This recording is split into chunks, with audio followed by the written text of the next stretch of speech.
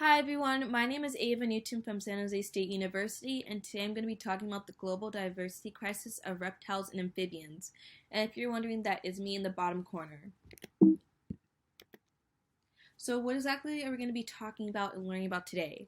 So we're going to be actually learning about this group called Herpetofauna and why they are important to the environment, what are they going through, what is the cause of their endangerment, and how their decline affects us globally and other species around the world, and how can we protect and stop their endangerment and extinction. So this is the introduction. So herpetology and herpetofauna, what is it and what are they? Herpetology is a zoological branch that is concerned with reptiles and amphibians, and you guessed it, herpetofauna are exactly reptiles and amphibians. And now they are categorized together because they are extremely similar in nature. They both are cold-blooded or called ectothermic, which means that their body temperatures or their core body temperatures are affected by the environment. They cannot regulate their own body temperatures. And they are also omnivores and vertebrates. Now they do have differences such as reptiles being dry and scaly, and also amphibians, while amphibians are mucousy and slimy. And also amphibians go through a metamorphosis period, which reptiles don't. And amphibians live half their lives on land and on water, while most reptile species do not do that. And also reptiles only have lungs, while amphibians have gills and lungs. Now, why are they important? They're important because they serve as both predator and prey in the food web, and without them, they will cause a huge hole in the food web. They control populations of pests, and they also are natural pollinators, as their bodies will collect pollen and and since they move a lot, will transfer pollen to many different plant species. And they also indicate a healthy ecosystem. Now, what are they facing? They're facing so many different things such as environmental degradation, pollution, the pet trade, and pesticides. And it's very important that we talk about these factors because 1/3 of the world's amphibian species are considered endangered because of these factors. And so to break it down a little bit more, I'm going to be talking about 3 specific declining factors.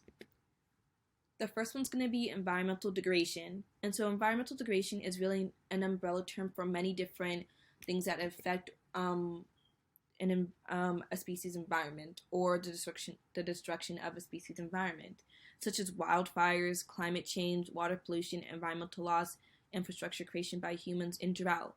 It is considered the biggest contributor to herpetofauna species declining. In fact, one study showed around 6,000 species of different herpetofauna species. Around 1/4 of them were going extinct because of environmental degradation. And globally, 4 out of 10 species of herpetofauna are going extinct because of environmental degradation. Now, one of the biggest factors, or one of the subtopics of environmental degradation, is going to be climate change.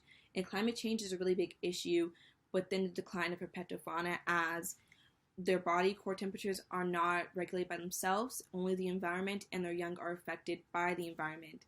So for their body temperatures, with the increase of temperatures rising, it can cause rampant disease to occur among species, which I'm going to get into in a little bit later soon. Also, since their body temperatures are regulated by the sunlight or by shade, there's less shade to cool their bodies down, which means a lot of herpetofauna species will overheat, and it can cause low energy since they're so sensitive to the environment. Also, within their young are thermosensitive, and so you'll get more female sexes with higher temperatures such as 86 degrees and higher, and more males will occur, or more male sexes will occur around 77 degrees Fahrenheit, and for an even balance, it's going to be around 83 degrees Fahrenheit, but since temperatures are on the rise, we're going to be getting more female sexes in herpetofauna species.